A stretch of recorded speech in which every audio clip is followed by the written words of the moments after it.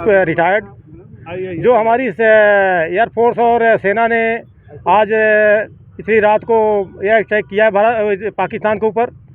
हमारा एक्समैन जितने भी हैं, पूरा नागरिक सभी बहुत खुश हैं और पाकिस्तान को अभी मुंह की खानी पड़ी है।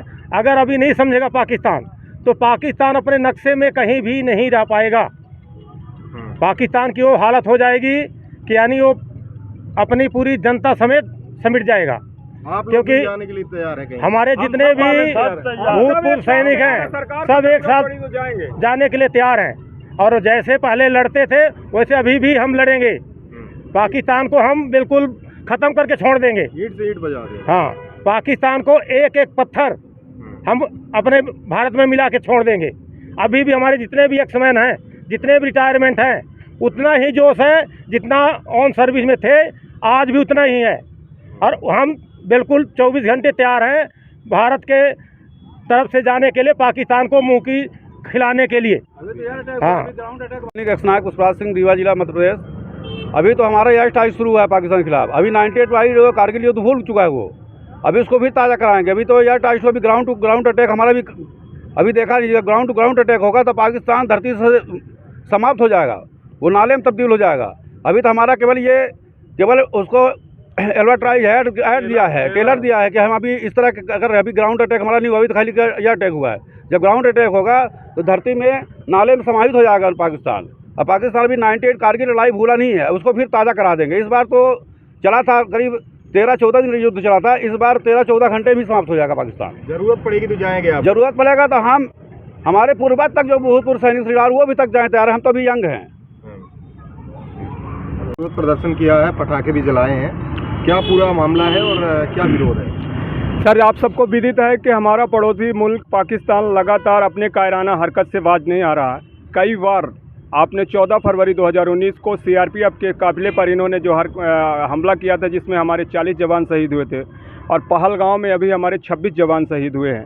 लगातार छुटपुट हरकतें करता आ रहा है, जबकि उसकी इतनी औकात नहीं है। खुद गधा बेचकर अपना फंड बनाता है, राजस्व बनाता है, अपने देश का फंड बनाता है। आटा दाल 500 रुपये किलो खा रहा है और इस तरह से घुसकर इस जो कायराना हरकत की है, उसके जवाब में जो हमारी सेना ने स्ट्राइक किया है, कल अंदर घुसकर वहाँ पे एयर स्ट्राइक किया है, उसके खुशी में हम पूर्व सैनिक हैं, हमारा सैनिक परिवार है, हम लोग बहुत खुश हैं कि सरकार को जो काम बहुत पहले कर लेना चाहिए वो काम किया। देर आए दुरुस्त आए, कम से कम सही टाइम पर सही वक्त पर स्ट्राइक किया है। देश की जनता का भी काफ़ी आक्रोश और मूड था कि सरकार कुछ न कुछ करे और बहुत सारी टिप्पणियां हो रही थी। सेना कभी, हमारे देश की जो सेना है वो बहुत सशक्त है और सक्षम है, कभी भी किसी भी काम करने के लिए किसी पल तैयार है और हमारे पास में ना किसी चीज़ की कमी है। हर तरह से हम लेस हैं, हर आधुनिक हथियार वेपन से हम लेस हैं।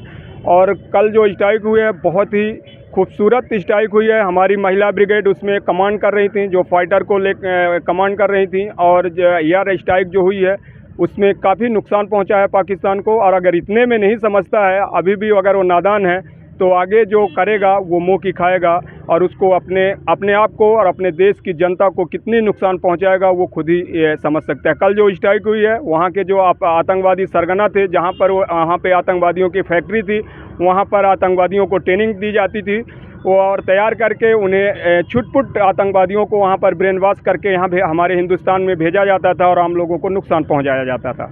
जो कार्रवाई हुई है बहुत अच्छी हुई है। उसी खुशी में हमारा पूरा परिवार यहाँ पे एकत्रित हुआ है, पूर्व सैनिकों का, और हमारा संगठन और हमारा सैनिक परिवार सरकार से निवेदन करता है कि अगर सरकार को ज़रूरत पड़ेगी तो हम लोग, जब तक सरकार, हम लोग रिटायरमेंट हैं, लेकिन सरकार को अगर ज़रूरत पड़ी तो जब तक ज़रूरत रहेगी निःशुल्क हम सरकार के साथ में हर जगह पर खड़े होकर लड़ने के लिए तैयार हैं। कभी भी सरकार हमें बुला सकती है, हमें कोई दिक्कत नहीं है। क्या नाम है आपका? मेरा नाम पूर्व सैनिक यज्ञ प्रताप सिंह है। मैं साबका सैनिक संघर्ष कमेटी का प्रदेश अध्यक्ष हूँ। हमारे साथ में मित्र मंडली संगठन है, करणी सेना के सैनिक प्रकोष्ठ के प्रदेश जिला प्रभारी हैं और हमारे सारे पूर्व सैनिक यहाँ पे हैं। भैया हैं जो यहाँ पे पूरे जो समाज सेवी और सेना के उसमें काम करते हैं। आज जो मूव डील भी किया गया था, आप लोगों को बता दें, आज एक मूव डील था जो अलर्ट, जिस तरह से सायरन बजाकर जनता, देश की जनता को बताना होता है कि हमारे देश में हम क्या कर रहे हैं, क्योंकि अचानक अगर हमारा देश युद्ध के लिए चला जाए या कोई स्ट्राइक कर दे तो देश की जनता पैनिक हो जाती है कि ये क्या हो गया। देश की जनता को बताने के लिए और समझाने के लिए कि अगर अटैक होता है तो हम किस तरह से छुपें, सायरन का क्या महत्व होता है, एक सायरन का क्या महत्व होता है, 3 सायरन का क्या महत्व होता है, 2 सायरन का क्या महत्व होता है।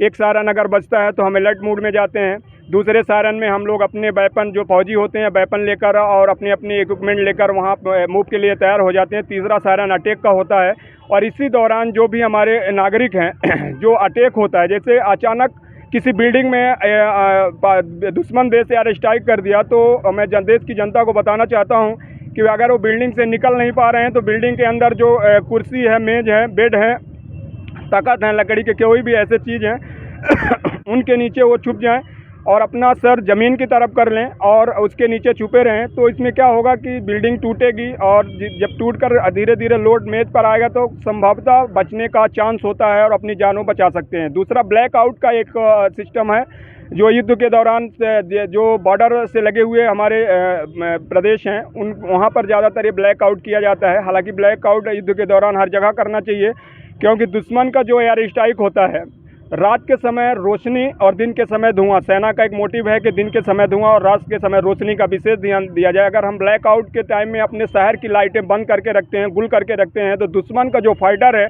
वो जजब नहीं करवाएगा कि ये रिहायशी इलाका है और यहाँ पर हमें बमबारी करना है। हालांकि उनके पास में जीआर होते हैं, जीआर के अनुसार काम करते हैं, लेकिन अगर ब्लैकआउट रहेगा तो उनको समझ पाना बड़ा मुश्किल होगा।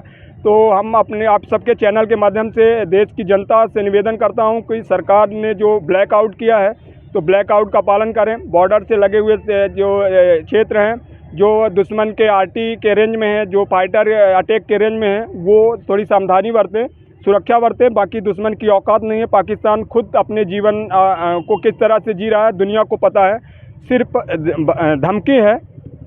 और इस बार अगर वो नहीं समझेगा तो शायद वो अपने आप को देश के नक्शे में नहीं देख पाएगा कि मैं कहाँ हूँ, कहाँ था और कहाँ चला गया। का अपना संतान के सुख से वंचित है। अब बहने संपर्क करी विंध्य क्षेत्र के विख्यात पहिल टेस्ट ट्यूब बेबी सेंटर से। महिला से संबंधित कोनो गंभीर समस्या के खातिर संपर्क करी प्रतिदिन पुराना तीर्थ मेमोरियल अस्पताल कुटेही रीवा। संपर्क कर सके थे 8821000416 पर या 0766235245 पर। डॉक्टर बीना मिश्रा, स्त्री रोग एवं बांझपन विशेषज्ञ से प्रथम IVF क्लिनिक, IVF मौत तकनीकी, लेजर हैचिंग के उपयोग।